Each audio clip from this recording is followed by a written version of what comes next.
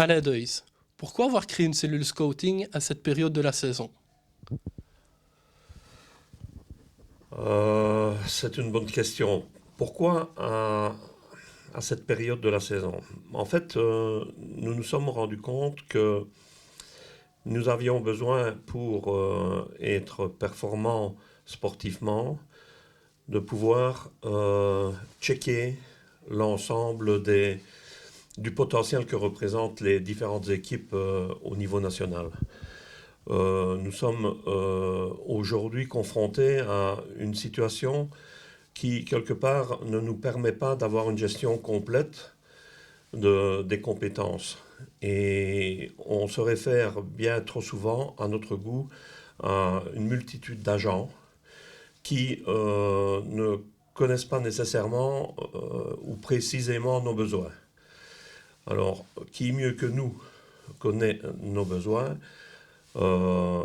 C'est nous, notre direction, la direction sportive, qui connaissons nos besoins. Donc dans ce cadre-là, il a été clair pour nous de mettre en place une cellule qui a pour objectif la détection de talents. C'est l'unique objectif? Non, je me doute que vous allez également voir les matchs des adversaires. Effectivement, au travers de cette cellule, il y a des scouts qui vont analyser nos adversaires, ceci à la demande, je vais dire, du staff. Quand ce n'est pas le cas, ils ont d'autres missions plus précises, aller voir certains matchs afin de détecter les compétences. Alors, qui fait partie de cette cellule scouting?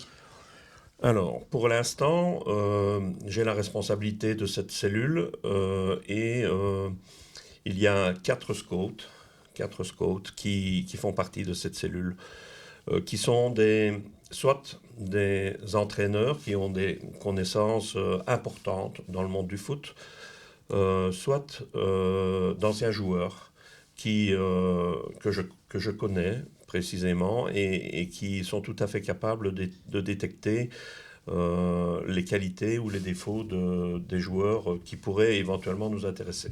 Alors, tout le monde se répartit la matière ou tout le monde va voir finalement le même joueur ou d'autres matchs d'une même équipe afin d'avoir des avis peut-être similaires, mais également de temps à autre contraires? Effectivement, donc tout ça est structuré, toutes les missions sont validées. Dans ce cadre-là, effectivement, lorsque il est question d'aller voir un joueur, il est vu à plusieurs reprises, sans pour autant que les scouts sachent que ce joueur a été vu par l'un d'entre nous. Ce qui nous permet, au travers de nos réunions mensuelles, de présenter des rapports sur parfois les mêmes joueurs avec des avis différents. Quand les avis se rapprochent, il est évident qu'à partir de là, nous essayons de mettre en place la structure qui nous permet les premiers contacts. Alors, vous parlez de rapport, c'est vraiment de cette manière que ça fonctionne, c'est-à-dire que si un scout va voir un match ou un joueur, il écrit dans la foulée un rapport? Absolument, toutes les missions doivent être rapportées.